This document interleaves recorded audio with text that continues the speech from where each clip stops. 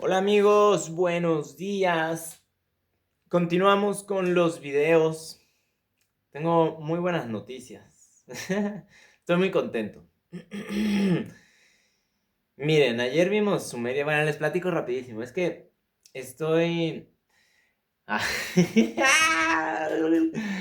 Miren, voy a hacer primero toda esta línea del tiempo. Pero toda esta línea del tiempo es para acompañarlos en el proceso de la gnosis. Porque ya vimos de dónde venimos, o sea, cuál es el absoluto, luego quién es Enoy, el pleroma, los aeones, ya vimos dónde entra Cristo y el espíritu crístico, no Jesús como ser humano, todavía no llegamos a él, pero el espíritu crístico, que es parte de la creación, parte del pleroma, ese ya lo vimos, pero vimos que viene junto con Sofía.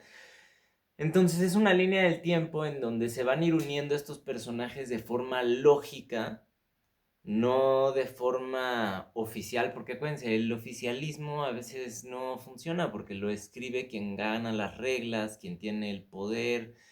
Entonces el gnosticismo precisamente busca la lógica objetiva desinteresada, así cruda tal cual es, sin emociones, lógica, analítica, objetiva, clara.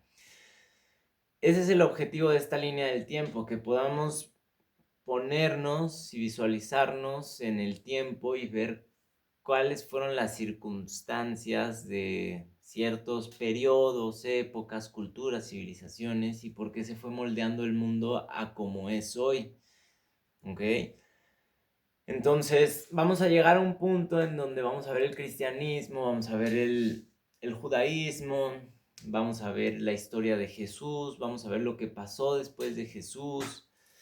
Y como estamos viendo en Babilonia, ya el sistema comienza a volverse demiúrgico, ¿ok? Ya empieza a volverse jerárquico. Y para alcanzar ese tipo de conocimiento hay que entender las matemáticas, y las matemáticas vienen en la creación de los 7 cielos, y para llegar a ese conocimiento en aquellas épocas, pues había que meterse pues en la espiritualidad de lleno, ¿no? O sea, no lo podías entender. Es como ahorita, si ahorita yo se lo platico a alguien que no está en contacto con su espiritualidad, no me va a entender. Se va a quedar como de... Pero ustedes que entienden que la espiritualidad es real y que vive dentro de nosotros y que somos seres espirituales, entienden pues que hay algo después de la muerte, que es precisamente el regreso al origen. Y esa transición entre la materia y lo espiritual se debe dar con un orden. Y ese orden pues tiene que ser matemático hasta que eventualmente se vuelva etéreo y después pues espiritual. Se diluye en la espiritualidad de lo divino. Pero bueno, todo eso se los comentaba porque llega un punto en donde el mensaje de Jesús se empieza a manipular. Y también vamos a ver la cosmología judía, antigua, del protojudaísmo. Entonces, ¿a qué voy con todo esto? Ya sé que nada más doy vueltas. A lo que voy es que todos esos símbolos, Jesús, todo lo que enseñaba y predicaba Jesús, todo lo que ocurrió después con el cristianismo y demás, ha sido sistemáticamente organizado a propósito para mantenernos en este sistema demiúrgico que es jerárquico. Ya saben, la pirámide. Entonces, ¿por qué estoy tan contento? Porque encontré dentro de los olmecas pruebas irrefutables, escúchenme bien, irrefutables, de que los olmecas eran poseedores y guardianes de ese conocimiento cosmológico de la vida antes de la vida y lo plasmaron en piedra. ¿Cómo sé esto? Bueno, miren, yo apenas acabo de tener así como mi pregnosis, que es como el entendimiento de todo el embutido. Primero hay que entenderlo y luego ya se va digiriendo con los años, no es de un día a otro. O sea, yo no he tenido gnosis. Para la gnosis es desprenderte de todo. Y según el documento, la gnosis se da justamente antes de la muerte. O sea, puedes vivir toda tu vida en ese estado pregnóstico de entendimiento para en el momento antes de tu muerte, cuando tú ya sepas que ya estás a punto de morir, desprenderte de todo y decir, me desprendo de todo lo que soy, no de lo que soy, de lo que fui y que dejaré de ser y etcétera. Pero bueno, eso es otro tema.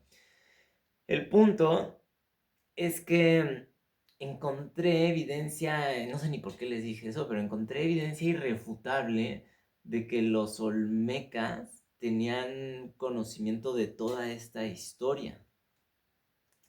Y son previos al judaísmo, ¿ok? Porque luego el judaísmo se escuda mucho en decir, ay, somos los más antiguos, que no sé qué, que Moisés, que Abraham, que no sé qué.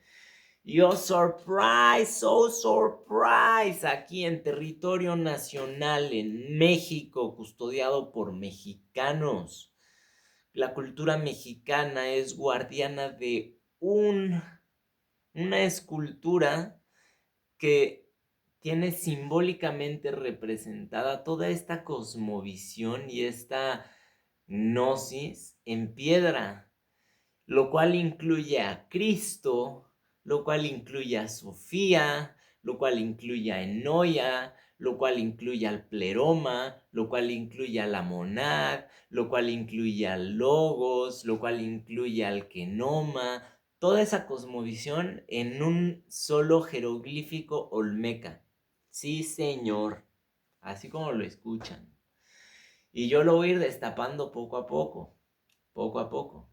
Hoy lo revisé con la inteligencia artificial, lo analizamos y primero le mandé la imagen, le dije analízamela, la analizó y me dio un resultado y le dije no, pero es que no tiene las piernas así, tiene las piernas así y esa serpiente no tiene esto en tal lugar, tiene esto. Y le empecé a explicar los detalles tal cual de cómo estaba el jeroglífico, porque ella como que hizo un análisis muy básico. Ya me dijo, con estos detalles que me acabas de ajustar, el mensaje hace coherencia exacta y total a la cosmovisión de esta narrativa que hemos llevado en la línea del tiempo. Está cañón. Los olmecas sabían, mapaca, y son previos al judaísmo y a la existencia del protojudaísmo y todo el judaísmo místico, cabalístico, del sistema demiúrgico que ha existido. Entonces, estoy muy contento, la neta, muy contento porque el jaguar regresa, regresa con fuerza. El jaguar, que es punto y aparte de este jeroglífico que ya se los mencionaré en otro video, el jaguar representa, esa sí se los voy a dar, solo para que lo vayan así investigando. El jaguar olmeca, en la línea gnóstica, ya cuando lo analizas y haces el análisis y llegas a la conclusión, el jaguar representa, adivinen a quién. Yo al principio pensé que era Sofía, pero no es Sofía. Ya cuando lo hicimos, porque el jaguar representa algo previo a la vida, pero que no tiene nombre, no está diferenciado. Entonces no puede ser un aeón, porque un aeón ya es una expresión, o sea, ya está diferenciado un aeón. O sea, no puede ser ni Sofía, ni Cristo, ni nada de eso. Entonces dije, caray, ¿quién será? Tampoco puede ser el pleroma, porque el pleroma es como la emanación de la divinidad de la monada, tampoco puede ser. Entonces el jaguar ya analizado con la IA y todo, adivinen quién es Enoya. Enoya. ¿Por qué? Porque representa la posibilidad, el potencial absoluto. No es todavía, pero es en potencia. ¿Qué? Lo que sea. Lo que quiera ser. Es la potencia de poder ser. Entonces, el jaguar es precisamente eso. Por aquí lo tengo. Pero el jaguar es eso, el jaguar representa esa conexión entre lo divino y lo material, pero luego se los explico porque es nuevo para mí también. Hoy en la mañana lo descubrimos, bueno, entendimos esta línea para darle lectura a ese jeroglífico y fue como de wow. Pero bueno, ese no es el tema de hoy. El tema de hoy va a ser la continuación de ayer, que es, ayer fueron los sumerios y vimos cómo empezó este sistema demiúrgico, ¿ok? Entonces, ¿qué viene después de Sumeria? Ojo, aquí hay civilizaciones, y esto hay que decirlo muy claro, hay civilizaciones que se traslapan, o sea, que empiezan o van al mismo tiempo, no las vamos a ver encimadas, pero por aquí ya también empezó Egipto, ¿ok? O sea, Sumeria sí empezó antes de Egipto, pero ya por estos tiempos, a lo mejor un poquito más pasado. Ahorita vamos a ver el reino de Akkad y de Babilonia. Entonces Egipto empezó como, pues igual, como al mismo tiempo que estos, más o menos, pero en otra región, ¿ok? Entonces los egipcios también tenían este mismo conocimiento de sistema demiúrgico, diferente y aplicado diferente, pero similar, mismo arquetipo. Comencemos. El reino del artesano ciego, Akkad y Babilonia, 2334 al 539 a.C. ¿Ok? El génesis y la consolidación del sistema demiúrgico. Según la línea de tiempo gnóstica valentiana, aquí no nace la oscuridad absoluta, sino el orden sin plenitud. Un mundo inteligentemente construido, pero desconectado de la fuente. Akkad, la primera expansión del orden. Del 2334 al 2154 a.C. Primera gran unificación imperial de la historia. ¿Qué fue Akkad y por qué es clave? Akkad surge cuando Sargón de Akkad unifica ciudades sumerias, Ur, Uruk, Lagash, Kish. Históricamente es el primer imperio centralizado. Gnósticamente es el primer intento exitoso del demiurgo de imponer orden vertical, ley, lengua única y administración sobre múltiples culturas. Cambios clave de ciudades templo autónomas a imperio burocrático militar, de dioses locales a jerarquía divina imperial. Esto es orden, no gnosis. Todo era demiúrgico, predominantemente sí, pero no absoluto.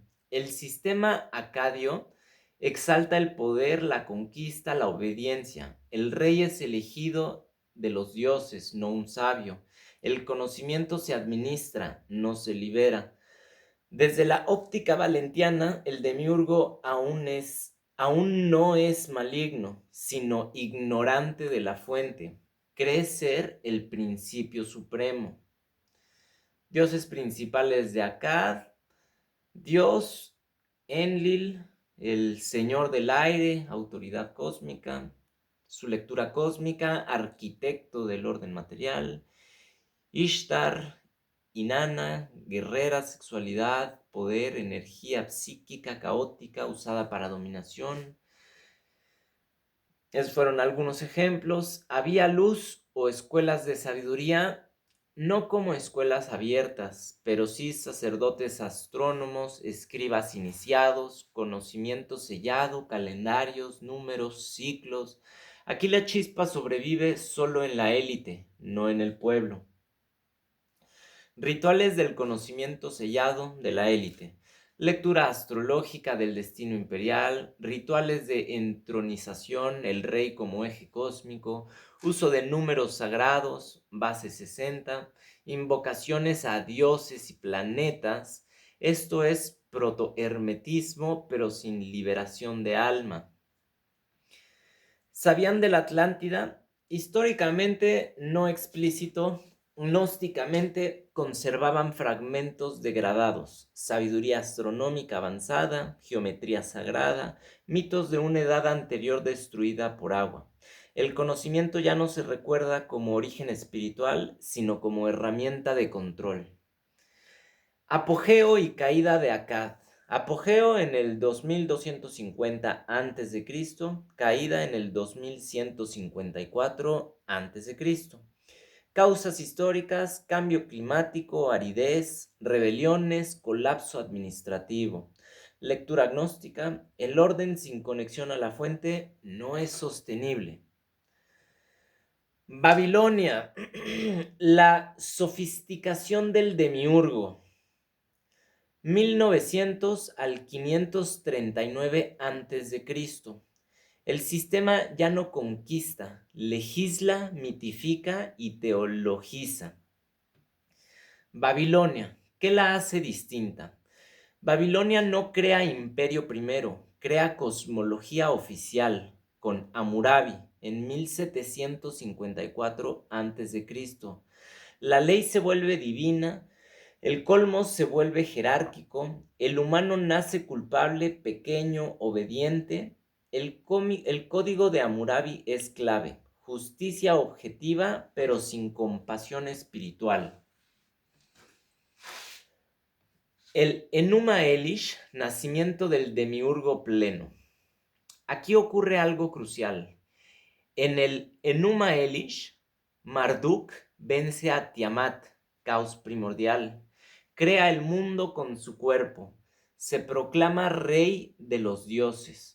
Lectura valentiana: Marduk es el demiurgo autocoronado, creador del mundo material, pero no del pleroma. Dioses principales de Babilonia: Marduk, el creador, rey de dioses, demiurgo central; Nabú, escritura, destino, control del conocimiento; Enki, sabiduría, aguas profundas, vestigio de la luz antigua. Enki es importante, es el residuo de la sabiduría predemiúrgica. ¿Había luz, alguna tradición gnóstica? Sí, pero oculta. La sabiduría transmitida por linajes y sacerdotes. Astrología profunda no popular y mitología codificada. Aquí nace algo muy importante. El proto-cábala o la sabiduría prejudía. No se llama cábala aún, pero existía. Árboles cósmicos, nombres secretos, correspondencias cielo-tierra, números, letra, vibración. Esta sabiduría pasa más tarde a judaísmo místico, Merkabah y cábala temprana. ¿Había judíos? Sí, pero después, en el exilio de Babilonia en el 597 al 538 a.C. Aquí sucede algo decisivo. Los judíos entran en contacto directo con cosmología babilónica, ángeles, demonología, estructura celestial. El judaísmo cambia para siempre. Aquí se siembra la mística judía. Rituales herméticos de la élite babilónica, invocación de nombres divinos secretos, astrología predictiva, destino imperial, sueños inducidos, magia teúrgica, sellos y tablillas codificadas, conocimiento cerrado vertical no liberador. Era la era oscura, no al inicio. Fue una era de orden sin espíritu. La oscuridad no es ignorancia total, sino creer que el mundo material es el todo. Apego y caída de Babilonia. Apogeo y la caída de Babilonia. Apogeo en el 1700 al 600 a.C. Caída en el 539 a.C. Causas: rigidez del sistema, saturación del ritual, el orden se vuelve cárcel, Persia introduce algo nuevo: dualismo, luz versus oscuridad, apertura al retorno espiritual. Conclusión gnóstica valentiana. Akkad es igual al nacimiento del orden imperial demiúrgico. Babilonia es igual a la teologización y sofisticación del demiurgo. Lo repito. Conclusión gnóstica valentiana. Akkad es el nacimiento del orden imperial demiúrgico. Babilonia es igual a la teologización y sofisticación del demiurgo. La chispa de la luz nunca desaparece, solo se oculta. El conocimiento pasa de civilización en civilización como contrabando sagrado. Entonces, Akkad y Babilonia estuvieron al mismo tiempo. Esto ya lo habíamos visto. En efecto, se traslapan.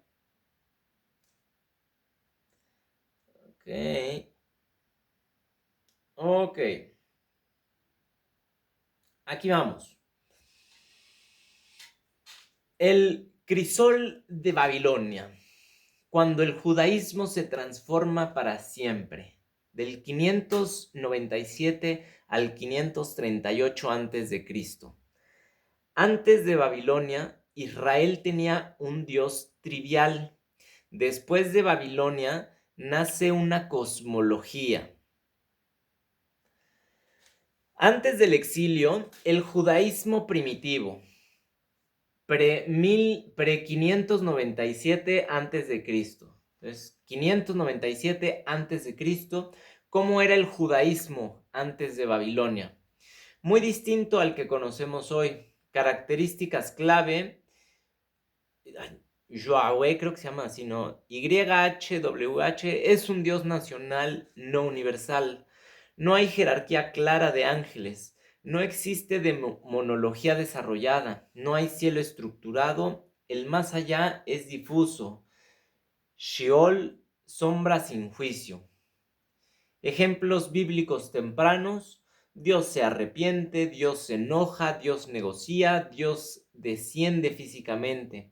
Desde la óptica gnóstica, YHWH es percibido como un Dios poderoso, pero no aún metafísico. El exilio en Babilonia. Choque civilizatorio total. En el 597 al 586 a.C. Jerusalén es destruida, el templo cae, la élite, sacerdotes, escribas son deportadas a Babilonia. Punto crucial: no fue un cautiverio de esclavos, sino de intelectuales religiosos. Esto permitió intercambio intelectual profundo. ¿Qué encuentran los judíos en Babilonia? Cosmología estructurada. En Babilonia ya existía universo en capas, cielos múltiples, tronos divinos, consejo de dioses, destino escrito en tablillas. El cosmos ya no es plano, es administrativo. Esto impacta directamente en Ezequiel, Daniel y en los textos postexílicos. Textos postexílicos.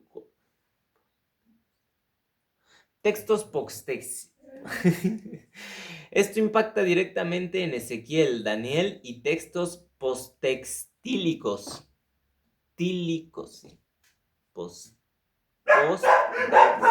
Postexílicos. Ok. Textos postexílicos. Jerarquías angelicales. Antes, mensajeros ocasionales. Después, sistema completo. Aparecen Miguel, guerrero cósmico; Gabriel, mensajero del orden; Rafael, sanación; príncipes de naciones. Esto es 100% paralelo a deidades menores babilónicas, funcionarios celestes, Nabú, escriba divino. El cielo se vuelve imperio. Demonología. Antes, el mal es acción directa de Dios. Después, aparecen entidades intermedias, Satán deja de ser un fiscal y se vuelve adversario, espíritus impuros, vigilantes, ángeles caídos. Libro de Enoc, siglos posteriores. Esto no existiría sin Babilonia, el libro de Enoc. Gnósticamente hablando, se externaliza el mal, nace el conflicto cósmico. Estructura celestial. Aquí ocurre un salto enorme.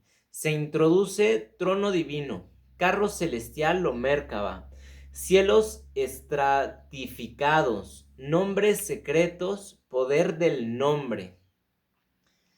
Ezequiel 1 es el lenguaje babilónico aplicado a YHWH. Esto es protocábala. Transformación de YHWH. Antes era un dios trivial, celoso, local. Después se vuelve un dios universal, juez cósmico, rey de ejércitos celestes. Punto gnóstico valentiano. YHWH absorbe rasgos de Marduk. No porque sea falso, sino porque el lenguaje del poder se vuelve el mismo. Nacimiento de la mística judía. ¿Dónde realmente nace la mística judía? No en Moisés, no en David, en Babilonia y después del exilio. Surgen especulación sobre el nombre, la gloria de Shekinah, el trono, prácticas secretas, transmisión oral restringida. Esto da lugar a Mérkaba, Ejalot, más tarde Alcábala.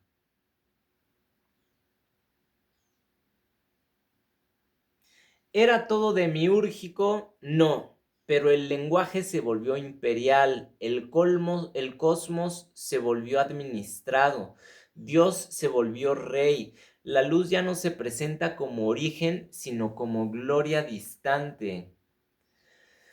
Conclusión clara: Babilonia no destruye al judaísmo, lo reconfigura, le da cosmología, arquitectura celestial, lenguaje metafísico. Sin Babilonia no hay ángeles como los conocemos, no hay demonología, no hay cábala, no hay gnosticismo posterior.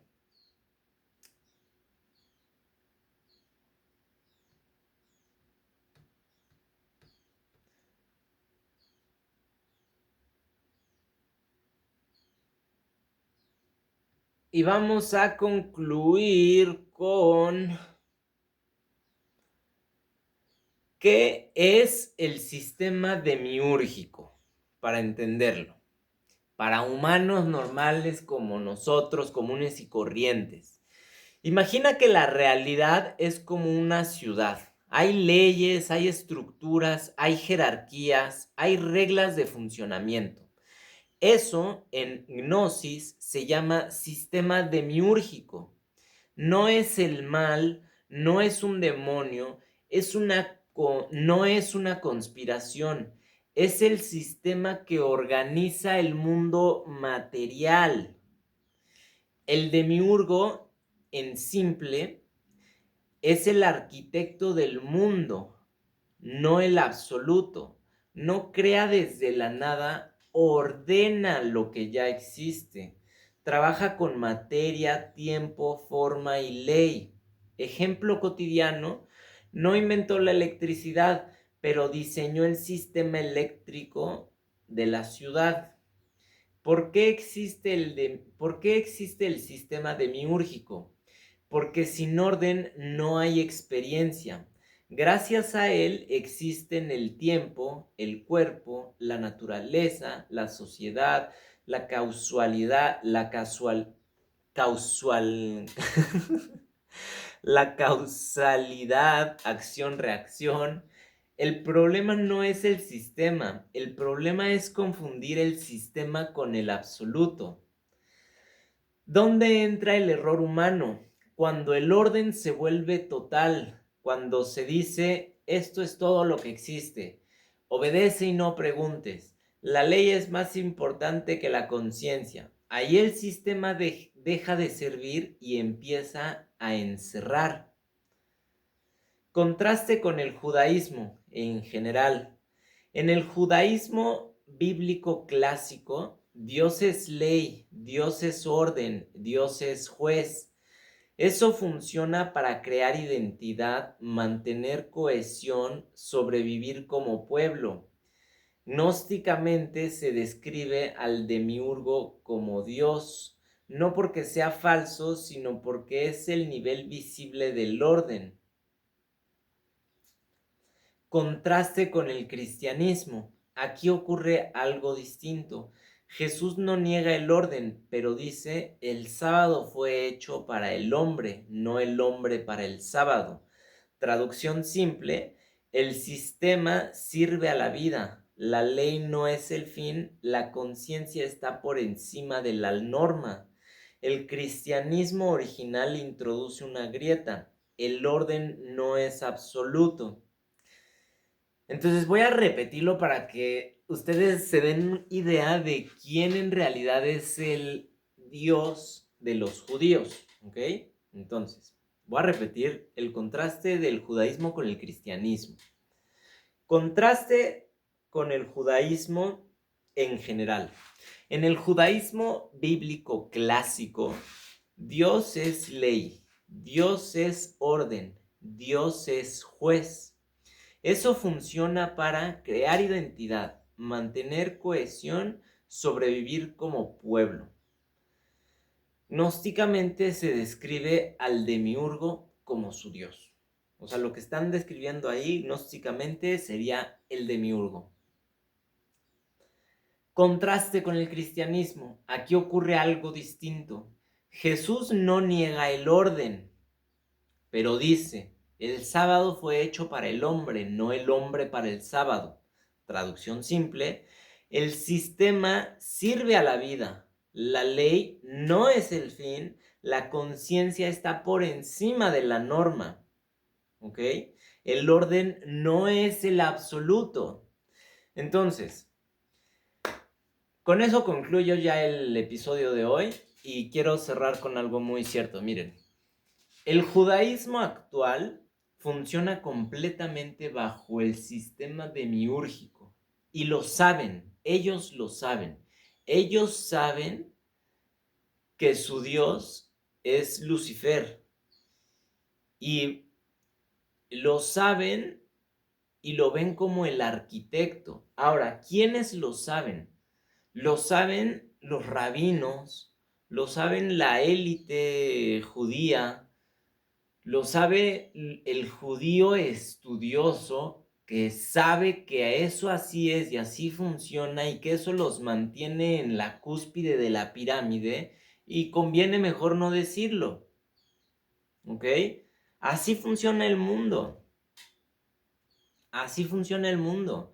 Por eso son cerrados, por eso su conocimiento funciona en la forma en la que funciona. Miren, yo estaba viendo un documental hoy en la mañana de una sinagoga en Nueva York y veía a puro jovencito de 16, 15, 20, de hasta 30 años así, leyendo y leyendo y leyendo y leyendo el Talmud.